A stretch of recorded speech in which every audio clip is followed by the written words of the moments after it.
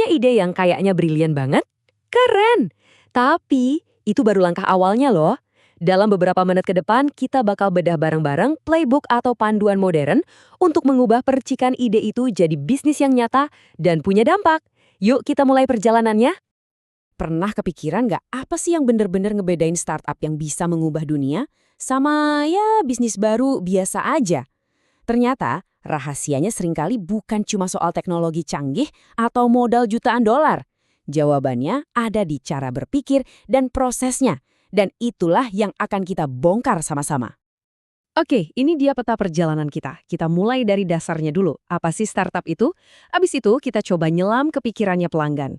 Lanjut merancang cetak biru bisnisnya. Dan terakhir, yang paling penting kita uji semuanya di dunia nyata. Oke, kita masuk bagian pertama, fondasinya. Sebelum kita melangkah lebih jauh, kita harus satu frekuensi dulu nih soal apa yang kita maksud dengan kata startup. Karena ini lebih dari sekedar, ya, perusahaan baru. Nah, ini dia definisi kuncinya. Coba deh perhatiin kata-katanya. Pertama, mencari, bukan menjalankan. Artinya mereka itu kayak detektif yang lagi nyari model bisnis yang pas. Kedua, dapat diulang dan diskalakan. Artinya bisnisnya bisa tumbuh gede banget secara eksponensial. Dan semua ini dilakukan di tengah ketidakpastian yang ekstrim. Inilah DNA-nya startup. Biar makin kebayang, coba lihat perbandingan ini. Bisnis konvensional itu ibaratnya kita masak pakai resep yang udah pasti jadi, udah jelas takarannya, langkah-langkahnya, tinggal ikutin aja. Nah, kalau startup, mereka itu lagi nulis resepnya dari nol. Eksperimen, coba-coba, makanya risikonya lebih tinggi. Tapi disitulah inovasi gila-gilaan bisa lahir. Sekarang kita masuk ke bagian yang paling krusial. Ide kamu sekeren apapun itu, jujur aja, nggak ada artinya kalau nggak ada yang butuh. Makanya, semua harus dimulai dari satu hal, pelanggan. Nah, di sini ada pergeseran pola pikir yang penting banget. Dari simpati ke empati. Simpati itu cuma ngerasa kasihan dari jauh. Oh, kasihan ya mereka. Tapi empati itu beda. Empati itu kita coba masuk ke kepala mereka, ngerasain apa yang mereka rasain. Benar-benar jalan pakai sepatu mereka. Inovasi terbaik itu lahir dari sini. Contoh paling gampangnya, Gojek. Gojek itu lahir bukan karena keren nih bikin aplikasi ojek, bukan. Tapi lahir dari empati yang mendalam sama penderitaan jutaan orang yang tiap hari stres karena macet.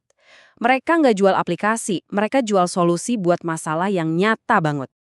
Terus gimana caranya kita bisa dapat empati itu? Ada dua jalan utama. Pertama, riset primer. Artinya, ya kita keluar dari ruangan, ngobrol langsung sama orang, liatin keseharian mereka. Kedua, riset sekunder. Nih kita baca-baca data yang udah ada, laporan, artikel. Nah, gabungan keduanya ini yang bakal ngasih kita gambaran super lengkap. Sip, kita udah ngerti masalahnya pelanggan. Sekarang, waktunya ngerancang solusi. Tapi, jangan buru-buru bikin produknya ya. Sama kayak arsitek, kita harus bikin cetak birunya dulu di atas kertas. Alat pertama yang kita pakai namanya Value Proposition Canvas atau VPC. Gampangnya, anggap aja ini alat buat ngejodohin. Memastikan apa yang kita tawarkan itu benar-benar nyambung sama apa yang dibutuhin dan diinginkan oleh pelanggan. Coba lihat deh, kanvas ini punya dua sisi. Sisi kanan itu profil pelanggan. Isinya semua tentang mereka, apa sih yang mau mereka capai, apa kesulitan mereka, dan apa yang bikin mereka senang. Nah, sisi kiri itu peta nilai kita. Isinya produk kita, gimana produk kita bisa ngilangin kesulitan mereka, dan gimana produk kita bisa nambahin kesenangan mereka. Kalau dua sisi ini klop banget kayak potongan puzzle yang pas, nah itu yang namanya product market fit. Oke, jodoh antara produk dan pelanggan udah mulai kelihatan nih. Sekarang waktunya kita zoom out, kita lihat gambaran besarnya. Karena VPC tadi itu sebenarnya cuma dua bagian kecil dari keseluruhan model bisnis. Dan buat lihat keseluruhannya, ada satu angka penting yang perlu diingat. Yep, angkanya 9. 9 blok pembangun yang jadi fondasi dari bisnis apapun. Serius, dari startup teknologi raksasa sampai warung kopi langganan kamu. Yuk kita lihat apa aja isinya.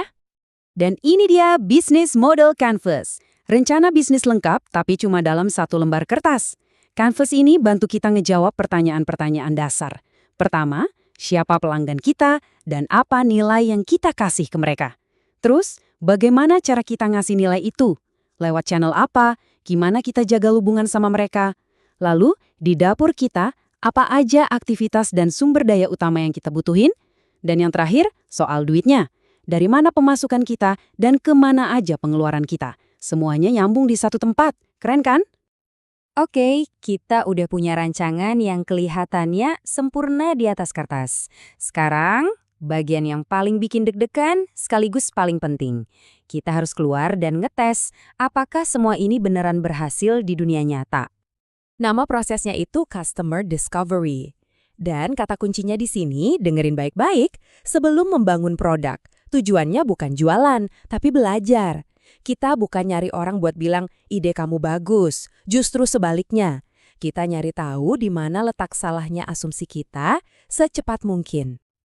Siklusnya simple banget tapi powerful. Pertama, kita bikin hipotesis atau dugaan.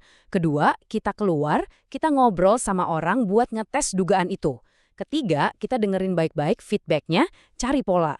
Udah, gitu aja terus. Bikin dugaan, tes, belajar, ulangi. Dari semua proses testing itu, hasilnya cuma ada 2.